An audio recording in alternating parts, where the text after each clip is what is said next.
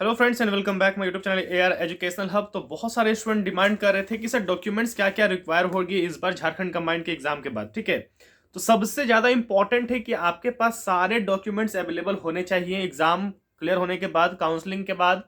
क्योंकि काउंसलिंग के बाद अगर आपको एडमिशन के लिए बुलाया जाएगा तो ये डॉक्यूमेंट्स बिल्कुल और बिल्कुल ज़रूरी है, आप लोग के पास होना ही चाहिए। ठीक है, सबसे पहले मैं बता दूं कि जिनका भी यहाँ पर डेट ऑफ बर्थ वगैरह गलत है आधार कार्ड में, सबसे पहले वो जाके चेंज करा लीजिए। कोई भी बैंक वगैरह में भी आसपास वो चेंज करता है, तो डेट ऑफ बर्थ आप चेंज करा लीजिए। मात्र एक दिन का काम है, वो डेट ऑफ बर्थ चेंज हो जाएगा। ठीक है, एक और मुझे देखिए, ये अभी तक मुझे सुनने में तो नहीं आया है, बट मुझे ऐसा लगता है कि कहीं ना कहीं आजकल बहुत सारा फर्जी होने की वजह से कहीं कहीं आजकल बायोमेट्रिक से भी कुछ कुछ वेरिफिकेशन करते हैं। तो इन केस अगर कॉलेज में वेरिफिकेशन होता है तो बायोमेट्रिक से अगर होगा, शायद होता नहीं है बट शायद अगर हुआ, तो आप बिल्कुल ध्यान दीजिएगा कि आपका बायोमेट्रिक हो सकता है। क्योंकि बहुत सारे स्टूडेंट हैं जिनका आधार कार्ड बचपन में बना था, जब वो 4 साल के थे, 5 साल के थे, तब जाकर उनका बना था।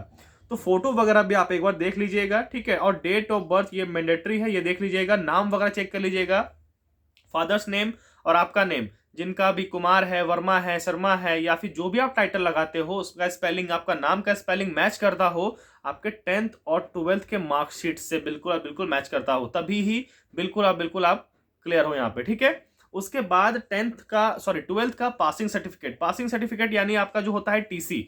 टीसी ये मैंडेटरी है, 10th का टीसी नहीं होता है। बहुत सारे स्टूडेंट कंफ्यूज होंगे, सर 10th का टीसी होता है क्या? 10th का भी टीसी होता है, बट वो आपने कहाँ पे दे दिया? 11th में जब आप ज्वाइनिंग कर रहे थे तब आपने वहां पे टीसी दे दिया था क्लास एडमिशन के तौर पे। अब जब आप 12th पास आउट हुए हो तो आपको स्कूल से एक टीसी मिला होगा, वो टीसी मैंडेटरी है, आपको देना होगा जब आप एडमिशन कराओगे। ठीक है, ये मैंडेटरी है। उसके बाद 10th और 12th का जो भी आपके पास सर्टिफिकेट है, आपका मार्क्स जो आया था ओरिजिनल जो है वो आपका दिखाना पड़ेगा। क्योंकि आपने जो भी मार्क्स डाला है, ठीक है, आपने जो भी मार्क्स डाला है वो मैंडेटरी है कि वो चेक होगा कि आपने जो मार्क्स डाला था एग्जाम देने के तौर पे, तो उस टाइम जो मार्क्स था वो है कि नहीं है, आपका नाम वगैरह है कि नहीं है, आप वही स्टूडेंट हो कि नहीं हो, ये मैंडेटरी है। और आप बिल्कुल 10th हो, 12th हो, पास आउट वो हो कि नहीं, वो बिल्कुल उसके लिए। ठीक है, उसके बाद caste certificate. Caste certificate mandatory है, बिल्कुल ध्यान दीजिएगा, क्योंकि बहुत सारे स्टूडेंट इसको फिल किए हैं। एससी कैटेगरी के हैं, एसटी कैटेगरी के हैं, ईडब्ल्यूएस वाले हैं, या BC1 है, BC2 है, तो ये जितने भी, और ईडब्ल्यूएस हैं या फिर पीएच हैं, तो बिल्कुल और बिल्कुल अपना ये डॉक्यूमेंट जो है बिल्कुल ध्यान दीजिएगा। जो भी डॉक्यूमेंट्स होता है ये बिल्कुल ध्यान दीजिएगा कि कास्ट सर्टिफिकेट आपका बिल्कुल क्लियर होना चाहिए, नाम वगैरह भी सब मेंशन होना चाहिए। एक्सपायरी चेक कर लीजिएगा, क्योंकि उसके भी आई थिंक वैलिडिटी होती है, तो वो चेक कर लीजिएगा कि वो वैलिड है कि नहीं है।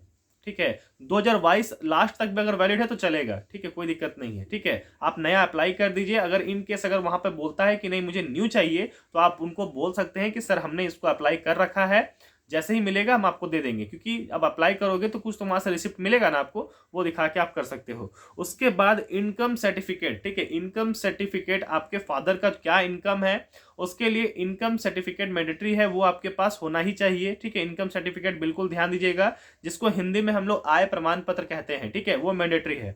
उसके बाद है आपके पास आ, हाँ, आपके पास रेसिडेंशियल जो है, आवासीय रेसिडेंशियल, वो भी आपके लिए होना चाहिए। जो भी आप झारखंड के बिलोंग हो, झारखंड के नहीं हो, ये बिल्कुल ध्यान रखिएगा, क्योंकि झारखंड में एग्जाम हो रहा है, इसलिए झारखंड का डोमिसाइल बहुत ज़्यादा जरूरी है। अगर नहीं है तो अगर आपका रैंक 2 भी है, 1 भी है, तो सिलेक्शन नहीं मिलने वाला है। इसलिए बहुत जरूरी है कि आपके पास डोमिसाइल होना चाहिए, वो भी झारखंड का रेसिडेंशियल, जिसको हम लोग कहते हैं आवासीय कहते हैं। ठीक है, उसके बाद मेडिकल सर्टिफिकेट। मेडिकल सर्टिफिकेट भी आप लोग के पास होना चाहिए। मेडिकल सर्टिफिकेट आप नॉर्मल किसी भी हॉस्पिटल में, सदर वगैरह में जाके आप अपना मेडिकल चेकअप करा सकते हैं, और वो आपको वहां से सर्टिफिकेट दे देगा। वो भी आप लोग को एडमिशन के टाइम पे जरूरी होगा। ठीक है, काउंसलिंग में जो भी बच्चे परेशान हो रहे हैं कि सर क्या करना है क्या करना है, तो आपको नॉर्मली कॉलेज चुनना है जो भी आपको लगता है। मैंने आपको कॉलेज का लिस्ट दे दिया था, फिर भी मैं आपसे कहूंगा कि आपका जो मन कहता है कि नहीं मुझे ये करना चाहिए था, ये कॉलेज फिल करना चाहिए था, उसको देखकर आप कॉलेज फिल करो। सिंपल है, 7-8 जो भी कॉलेज है मेडिकल, सॉरी,